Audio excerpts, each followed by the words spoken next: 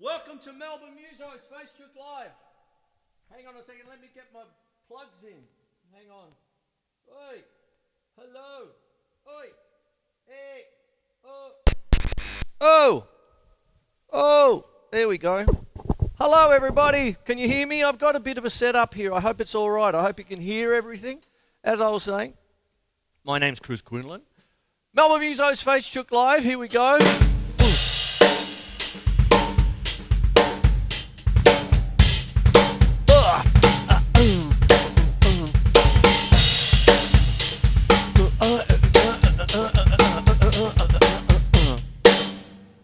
Marcus Sastamoyan, I'll start again. Marcus Sastamoyan, this is your double dirty dipping night again tonight. That's 16th note triplets a la John Bonham.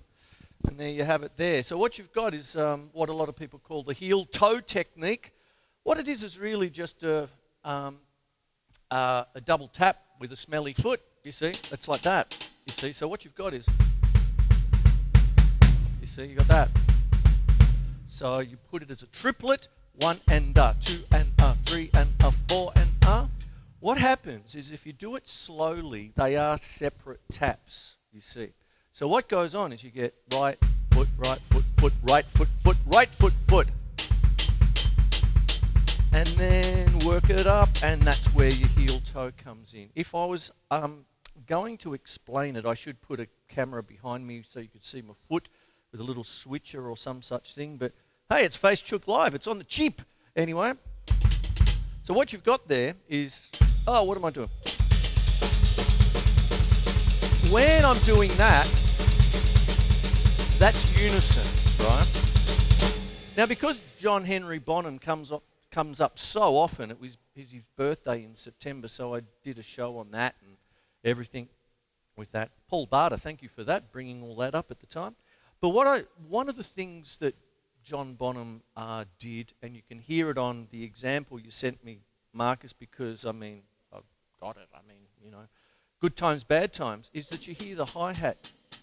Now, I did that on the Vale the Ginge special, the Ginger Baker special, you see. So what happens is that because he was doing that, and he was on a big-ass ride cymbal, 24-inch ride in the 70s, I've got this beautiful 22 Meinl crash ride, oh boy. So that's the kind of thing that it is. Now, if that's just all wash. If I did just a normal rock beat,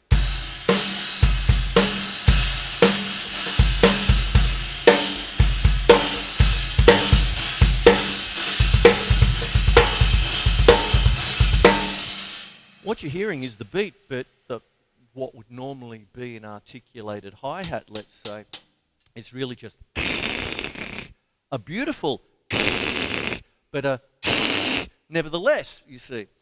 So what he did, one of the things is that when you actually do the 16th note triplets, is what it is, so, and so on, you're really only doing half the story a little bit, to a certain degree, because what's actually happening is that there's also that hi-hat that he puts in as well. So you've got that kind of...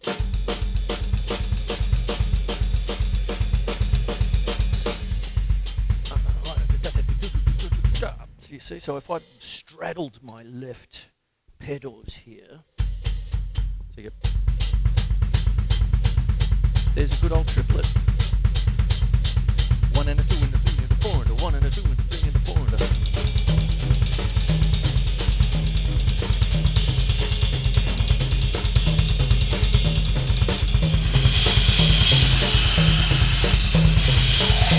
Oh, gong!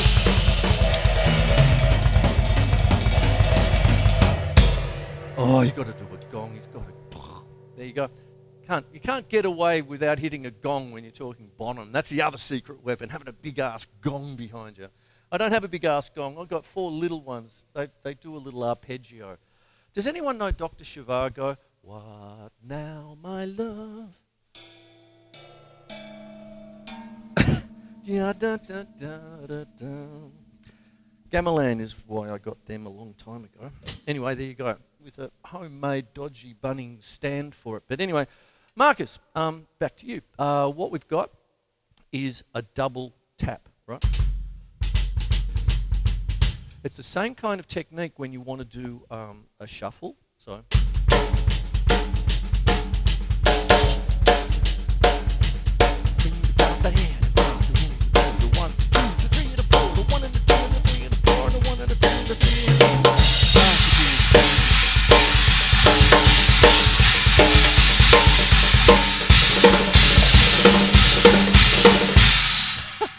Friday.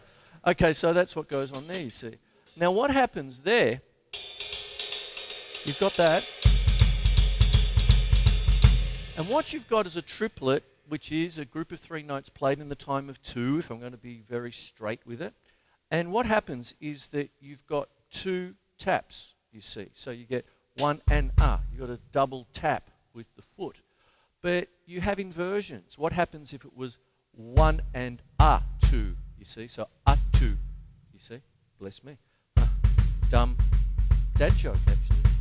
So you get that. Now, it's the same technique, Marcus, you see, so. That's what it is. And so on it goes. Now, if I was to go to 1 to 2 to 3, like the shuffle,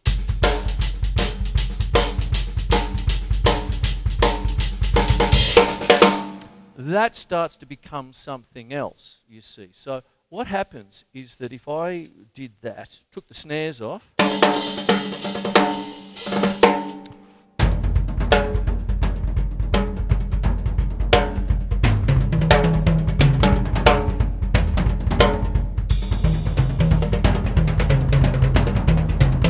that's a part of a bembe pattern. 1 to 2 to 3 to 4 to 1 to 2 to 3 to 4 to 1 to 2 to 3 to 4 to 1. And I'll go to my mallets for this maybe.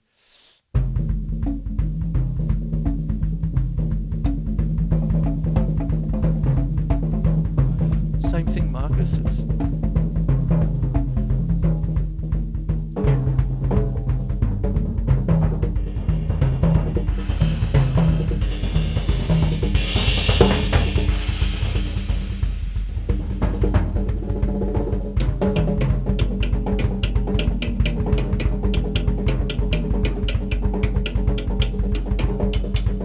that's a 5 against the bembe. Hippopotamus, hippopotamus, hippopotamus, hippopotamus, Gina Lola Brigida, Gina Lola Brigida, Gina Lola Brigida, Gina Lola Brigida, hippopotamus, hippopotamus, hippopotamus, hippopotamus, Gina Lola Brigida, Gina Lola Brigida, Gina Lola Brigida, Gina Lola Brigida.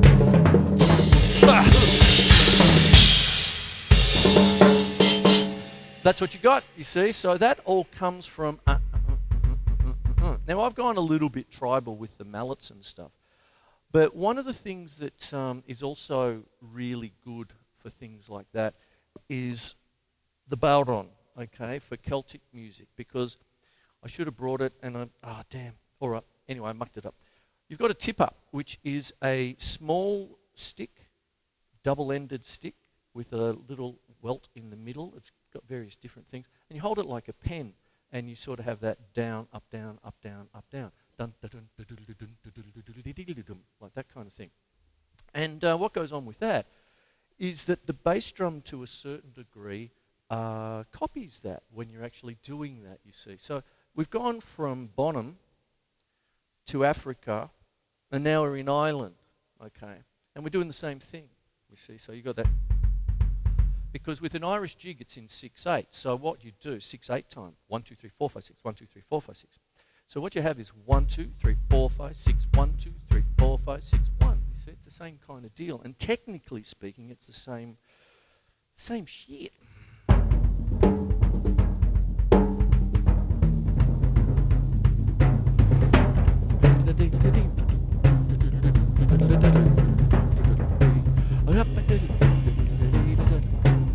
I grew up with all this stuff.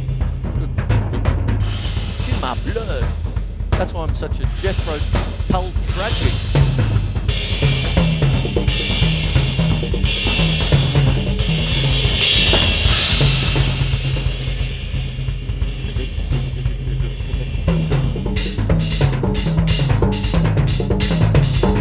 Bit of polymetrics there. The main thing for that was a double paradiddle, right, left, right, left, right, right, left, right, left, right, left, left. You learn that usually in 3/4 when you start off. 1 and 2 and 3 and 1 and 2 and 3 and. Pretty soon, once you learn triplets, you learn to morph those 6 notes into, instead of 3 groups of 2, you get 2 groups of 3. So you get 1 and a 2 and a 3 and a 4 and a 1 and a 2 and a 3 and a 4 and a. And then just change the counting to 6, 8. 1, 2, 3, 4, 5, 6, 1, 2, 3, 4, 5, 6, 1, 2, 3, 4, 5, 6, 1, 2, 3, 4.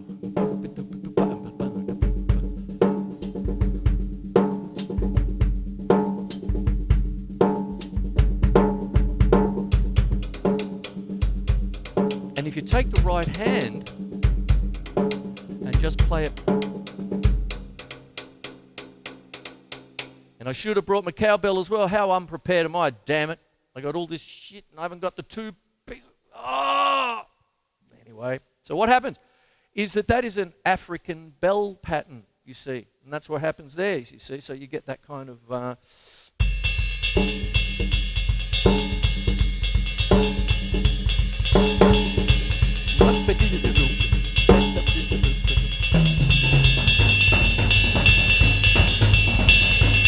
And the toms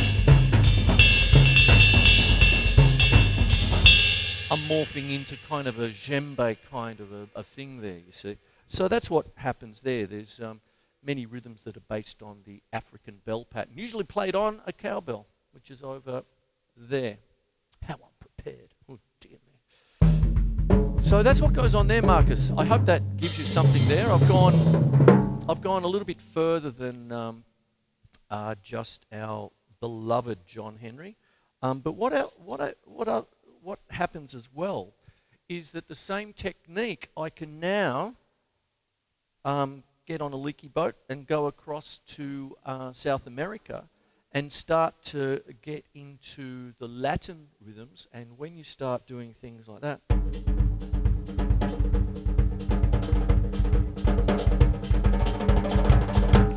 that's a Latin bass drum. 1 and 2 and 3 and 4 and 1 and 2 and 3 and 4 and 1 and 2 and 3 and 4 and 1 and 2 and 3 and 4 and 1 and 2.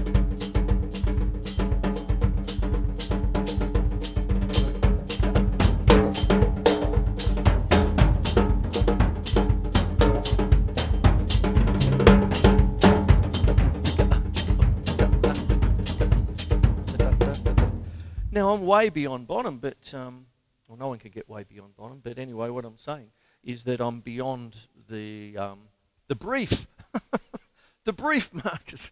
I'm beyond the brief. Okay, and what it is I'm now in the land of Latin. You see, so what I've got is this. So it's that. You see, it's some people call it a samba bass drum, but it's so prevalent. And dear old Harold, I mention him so often on these Facechooks. My old teacher, he would just say, it's just the Latin bass drum because you use it with everything, you know.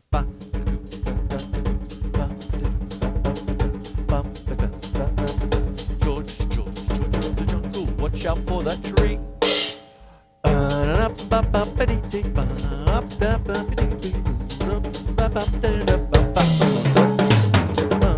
I dream of Genie, right? Samba.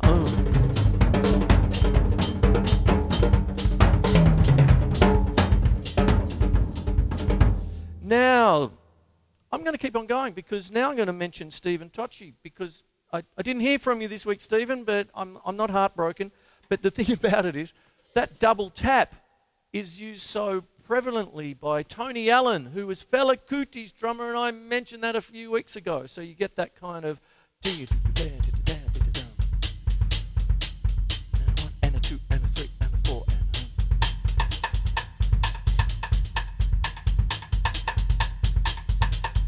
Afrobeat. There it is again, Marcus. Double.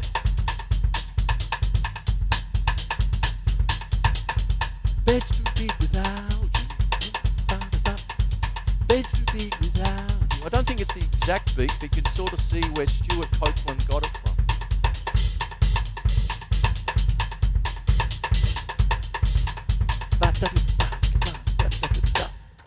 There you have it, you see. So that's what happens there. I'm going to do one more. Here's a heel toe for you as well, Marcus.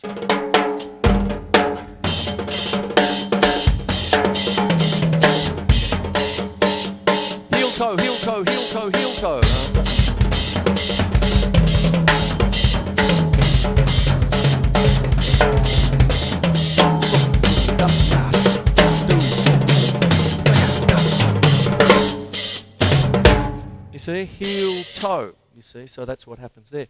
You could combine them, sort of thing. This is you could the aforementioned left, right, right. So I've got this going. That's how I started tonight's Facechook. How about now I go heel, toe with the left foot.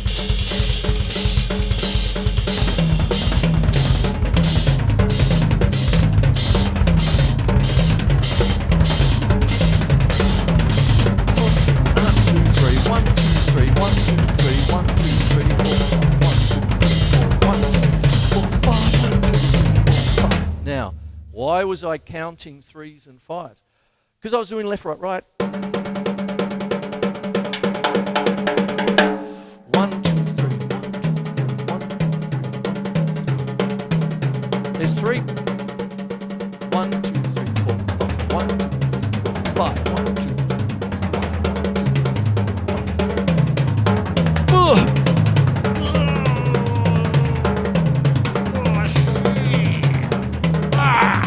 Come on, Chris. You need a beer after this, or a hard-earned polymeter. You need a big cold beer, and that beer is,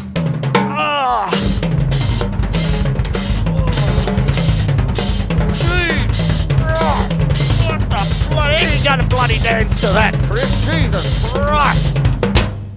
God, less is more.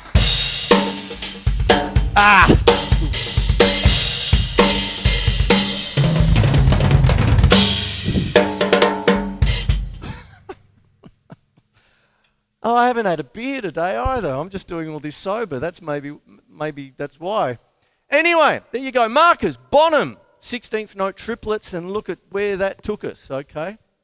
And there you have that.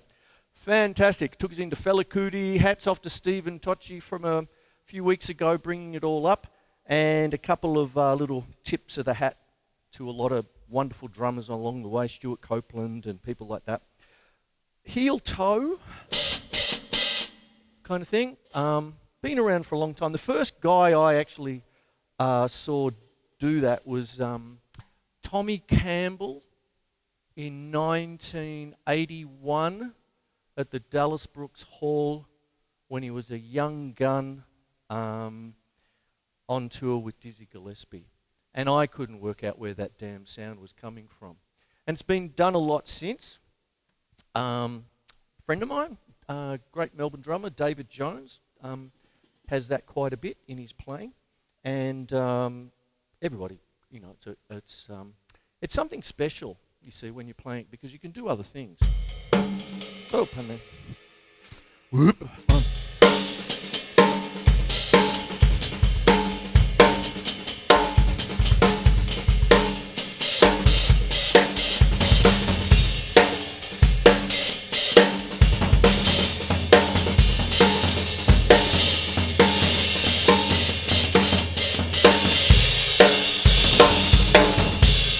Did that 3 against 2 polyrhythm come off? 1 and a 2 and a 3 and a 4 and a 1. Anyway, there you go. You can go a bit sick with it, mate. Sick. Anyway, there you go. So there's a little bit of heel toe, the technique, in about 4 or 5, maybe even 6 different little places. It's a wonderful thing. It's essentially a double tap. Sometimes new things come from what's been forgotten, okay? It's been around forever, okay? And what it really is just either a re-explanation or sometimes a repackaging of something, you know, like, I've been around the block, I suppose, and it's one of those, why is he calling it that? Because we were doing that in the 70s, you know, that kind of thing. So anyway, that's not so much of hanging it on anything like that. It's just the lay of the land at the moment where you're actually sort of seeing things, and it's getting sort of, how could I put it? Sort of rethought, you know, that kind of thing. But the technique is still there, and that's what happens there. Now, I know you did a double dip, Marcus, but I'm coming back to you. Lisa, Kelly, my favourite drum. Tim's right. I saw what you said, Tim. Hello, Tim Colopy, how are you? And Lisa Kelly, yes, it'd have to be this one, I suppose. It's one of my newest ones, But the thing is, if I had to just jump off the ship and swim to the desert island, if I didn't have, I'd kill me now if I couldn't bring Doris with me. And then just put me up into the back corner of the island and leave me there. Throw bananas at me, okay? I'm fine. I sort of do this now. I'm in Seabrook. I mean, the thing is that we hit the news the other day because no one can get in or out of the bloody place with all the traffic now. Anyway, so what it is, if I can't take Doris, because I see this as one big drum, one big entity, okay? It morphs in. But if you have a look at some of my shows back to 2002, it's the same. It's the same thing. I've got cymbal stands that go back to 1973. You know what I mean? And so that's the thing. But if it was just one drum, Tim, you're right. I'd probably take this one because it's a D-dub stainless steel, and it's versatile because the thing is I can give it tune it down, and it gives you that beautiful wet sound, if you like, sort of thing. But one of the things about it is that it's got the three-way toggle switch mechanism. And I suppose this is a shameless plug, but essentially that's what it is. What have I done here? God help me, Chris, come on, get with it. Okay, there you go. So what happens is that here's normal snare. I'll tell you what. Here's off. I'll go off. How's that crack, eh? Ring. The afterglow.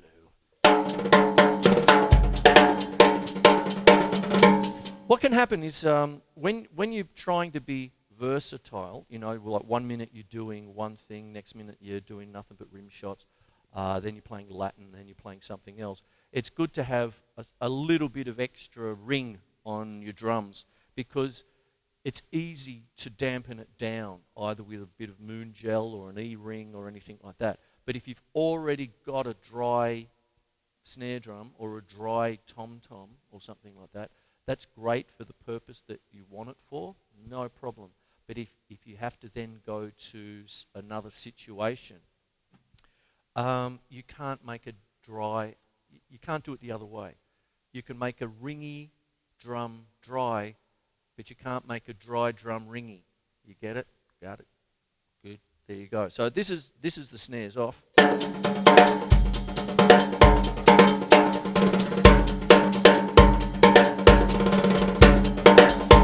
All right. Now, this is on the lowest of the snares. It's 3 settings. Now, you can go with you can adjust it manually and all that. But if you're in a bit of a quick situation, this is loose snare. This is great for New Orleans stuff.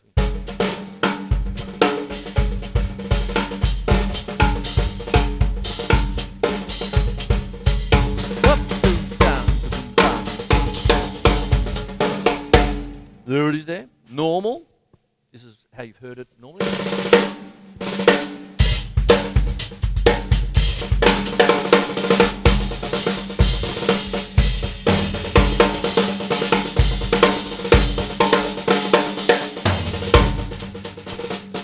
And then you can have it tight, which is full on, 3-way. And this is much more marching. See? Very clipped.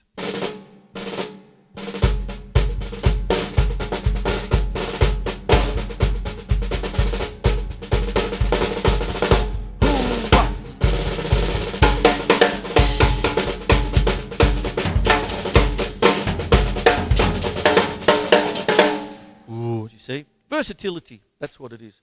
And I'll show it to you again. This thing's just one of my triggers. I've unplugged it for when I'm doing my trigger work and stuff. But that's the toggle switch that I'm talking about. There's your normal snare thingamajig. I've gone blank on the name. Sorry about that. Dickhead. Sorry. And there's your 3-way toggle switch there. And there it is there. Now, talking about versatility and all that, I'm back to you, Marcus, you dirty double dipper. You've double dipped again. And, oh, God, help me, I'm doing that. How professional. Versatility. And you asked me about drummers. Drummers change sound in a band. Yes, that's a very interesting thing. But I would hazard a guess that any change of member would change the dynamic and the way that a band works. That kind of thing. One of the, I suppose, a couple of classic examples is The Who again. When Keith Moon passed away, that band, I mean, the Who. Everybody knows my love affair with the Who, and Live at Leeds is like opera to me. It's like a blueprint of what to do. That kind of thing. When you're in a band, people expect it. That explosive kind of way. Unbelievable. And when Keith Moon passed away, for all his excesses and all that sort of stuff, the rest of the band were in a hell of a dilemma, because how the hell, do we carry on? Led Zeppelin didn't. As soon as Bonham passed away, we just couldn't even think about it, that kind of stuff. The Who kept on going. They got Kenny Jones, who was a good friend of theirs. Kenny Jones, for those of you who don't know, was the drummer for Rod Stewart and the Faces when Ronnie Wood was in the Faces after he left Jeff Beck. How's that timeline? And before he went to the Stones. And what happened there was, it was a different thing, but by that stage, how they did it was a fairly smart thing, really, in the sense that they added keyboards. Rob Bundrick, I think is what it is, but I can't remember his first name. Sorry about that. And so it changed the whole band's dynamic to a certain degree, and all that. So with that, yes, the change of a drummer in a band can be quite massive, but so can a guitarist. I mean, Jimi Hendrix passed away. There was no more. Whatever happened to Mitch Mitchell and Noel Redding, that kind of thing. So what, were they going to get a replacement for Hendrix? I don't think so, and all that stuff. And when we talk about people who change their lineups quite a bit, like a Frank Zappa, that's a different kind of thing, because Frank Zappa was the kind of musician, when I talk about Frank Zappa, he was the kind of musician that would look at a musician to come into the band. There were some basic tenets. You had to read, fly shit at 50 yards stuff. You had to have a good groove. You had to do all this, that kind of business. But on top of that, he would look at the drummer and write for them. I've got something for you. That's how the Black Page got written, for Terry Bozzio. Here's something for you, Bozzio. Go away and do it. As soon as he saw Vinnie Colaiuta, bang, everything was reggae. That kind of thing. All that sort of stuff. I could do the,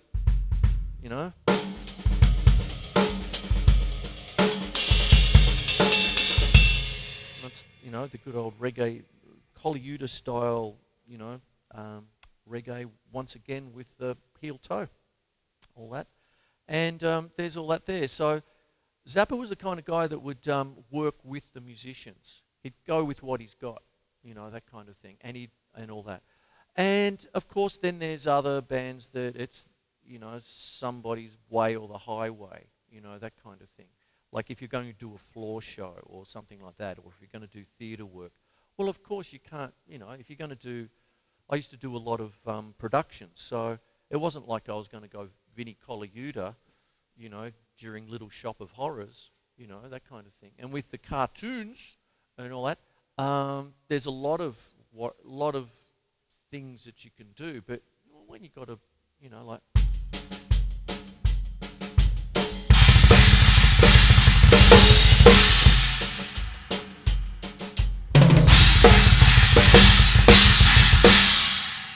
Oof, it's there on the chart, that kind of thing. So you have to be true to that.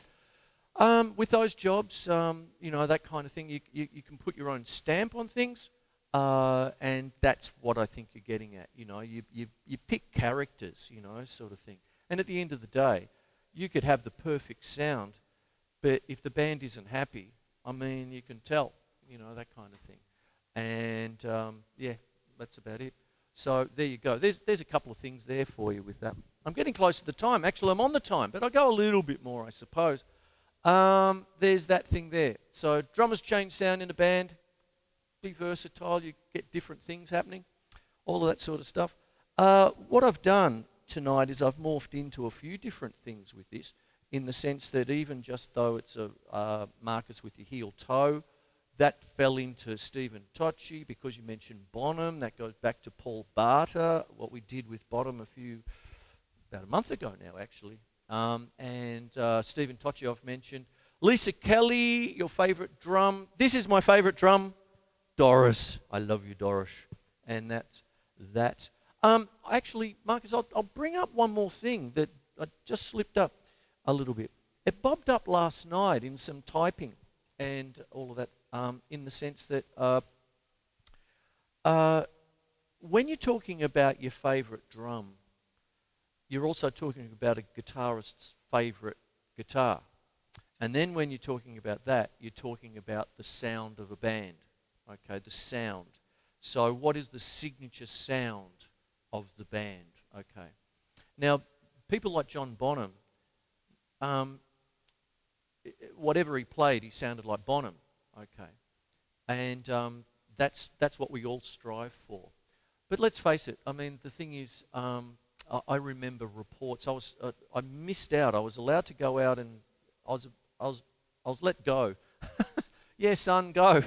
Just don't go near the Rob Roy Hotel and the Champion Hotel. Anywhere else you can go. Don't go near there. All right, Dad. So off I went to concerts and all this sort of stuff. And but I was a little bit too young for Led Zeppelin at Kooyong. And all the reports came back was that the sound just sort of went whoosh out and gone, that kind of thing. Andrew Marshall, hello. Obey the beard, mate. Obey the beard. Go the beard. Ian Anderson, beard. You got to have a beard. That's inside joke thing. But anyway, but once we're past the beard, what happens is that the drum set is your signature sound. I mean, Andrew, the reason I brought up Andrew is because he mentioned David Bowie's Glass Spider tour in '88, which was a bit infamous at, did I say Wimbledon? Or Kooyong. I meant Kooyong. Sorry, pardon me. I knew it was tennis. Yeah, Led Zeppelin at Kooyong in '72. And then David Bowie's Glass Spider tour in '88. You had the whole band there, but you could hardly hear them because of noise restrictions. And hello, Susie Cupid doll, we're fighting the fight. There you go, for that. And so David Bowie had to turn down and all this sort of business. And you lose the character of the band. So what can sometimes happen is that, and once again, this isn't a criticism, it's to actually go to your question, Marcus, is that if you're playing other equipment. Now, the obvious thing is the good old share kit, and that bobbed up last night. And not so much in a bad way. I brought it up with Jack the Bear, dear old Jack. Hello, Jack. And what it is when we were having our little interview for the show about a month, or it's only just finished going to air, but when we were there a month ago having a chat. And for me, 98% of the time, there's been no problems and stuff. But it's not your kit, and that's the thing. So it's not your sound. And sometimes I've had bands play for sheep stations. Everybody gets that. They get a bit burnt, or someone flogs the kit, and it's like, whoa, and all that sort of business. And then maybe some people think I do that of theirs, that kind of stuff. But there have been nights where it's just not the sound. I've had to give up on a rack tom some nights. I remember that. I remember one particular gig, and it was just like a dud. It was just like, doink. And every time I played it, it was like, doink. What was that? So I just said, I'm not playing it anymore. So I spent the whole night, you get all your routines. Everybody's got their lead breaks. Everyone's got their way of singing. Everyone's got their everything. You got your fill-ins, you got this, that, and the other, but all of a sudden, doink. So it's just.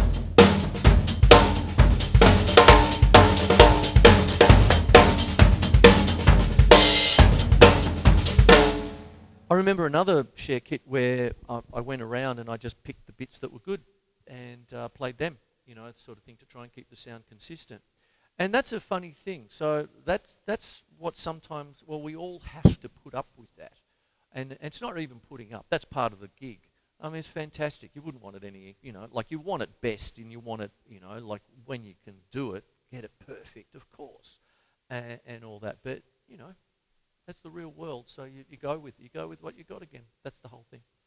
Anyway, I might wrap it up now. I hope you've enjoyed it. I hope the sound has come through okay. If not, if it's a complete shambles, I'll fix it up. But I'm filming it everywhere else, so I'll get your feedback and work that out. But I bought a little unit and I've plugged in, so I'm doing a little bit of a... I've got the mix. It sounds great in here. And I've got the mix going out to the phone. And I've got everything recording into the computer and filming as we speak. So let me know, because what I'll do, if it's a shambles and it's not, I've done half an hour of silence.